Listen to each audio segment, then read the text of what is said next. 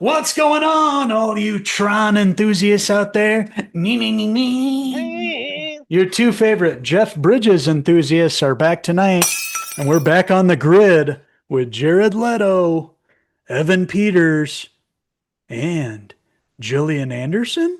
We're talking about the third film in the Tron franchise. It all started back in the 80s. Jeff Bridges, a young Jeff Bridges then, many years ago. And we got a newer one, I think in 2011, somewhere in there, the second film. And now in 2025, we have the latest film. And this one stars, like we mentioned, Jared Leto. And it's called Tron, Harry.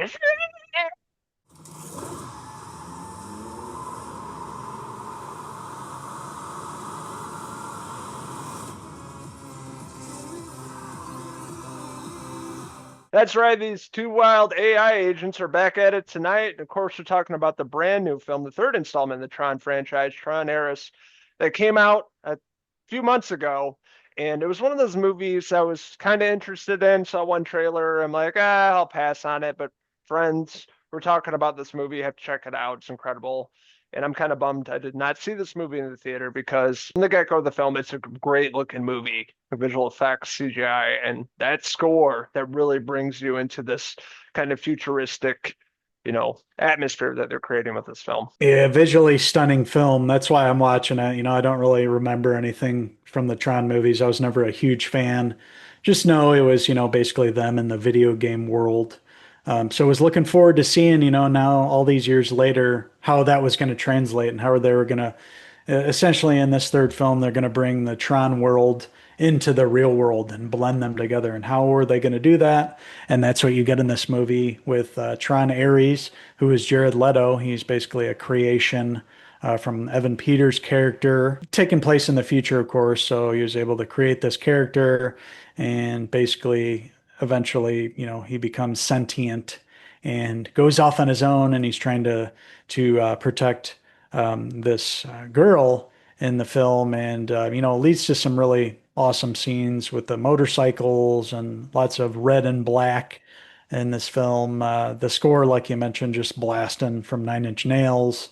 So definitely worth a watch from that alone, especially, with me. I don't really remember anything from the movies too much. I was never big into Tron, like I said. So just watching this particularly for that and for that alone, for the visuals and the score, it's worth the watch just for that. I'm kind of on the opposite side where I do enjoy Tron. I did enjoy the first one a lot. It's 80s arcade game era, totally ahead of its time back then with Jeff Bridges playing Kevin Flynn, just really visually stimulating and sensational movie back then. Of course, the second movie, Garrett Hedlund was in, also incredible movie, great score.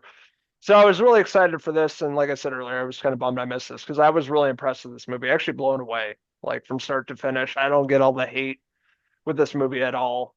I thought it was a really cool story, some really great villains. Jared Leto, I thought was awesome too, playing this kind of super soldier or whatever you want to call it from this world, bringing him into reality and him kind of changing throughout that and having to do with AI and virtual reality and the world's coming together into reality and the grid and just really interesting. Like with everything going on in the world, this movie had a lot to say. What's going on right now, currently, AI taking over and technology and everywhere you look, people are on the phones and stuff. I thought it was just a really cool premise and story here and just really great ensemble, visually stimulating, beautiful movie.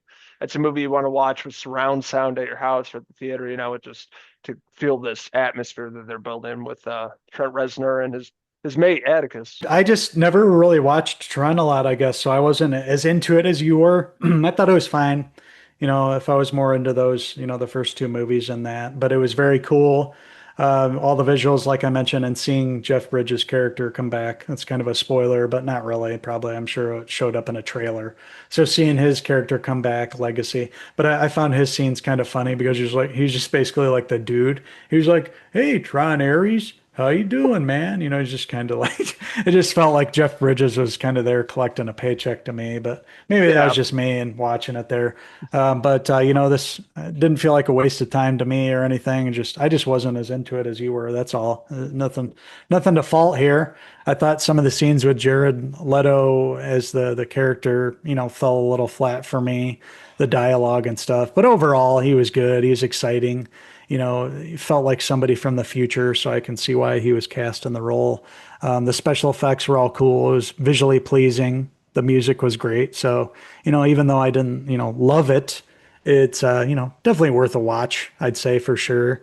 You know, makes me want to go back and watch the first two. You know, I'm sure it's do been a it. long time since I even watched that second one. So that's probably, I should have probably rewatched the first two, to be honest, before watching this. Probably, you know, having that story fresh in my mind and everything. But yeah, not bad at all. Not one of my favorites, just kind of in the middle for me. So with that being said, I'm going to give it Tron Ares. I'm going to give it a 3 out of 5 Jared Leto hair pieces. Maybe I just love it so much because it's like very 80s inspired with the synth music. And I love that scene with Jared Leto, how he's talking about 80s synth pop and Depeche Mode. And like, I Hmm. thought that I was knew really, you'd appreciate that. yeah, yeah, Yeah. yeah. Just, this creates a really awesome atmosphere in this movie. Just the score alone. That's the power of music in general, like how it can create and really elevate the script and storytelling in this to another level. Had a really great time with this. Definitely recommend rewatching the other two films for sure. Really, both really well done. I love Jeff Bridges in this movie too. Yeah, you know, it's Jeff Bridges, but it was fun seeing that character kind of popping back up. I loved it. Evan Peters playing Julian, kind of the bad Yeah. guy. That was a good character.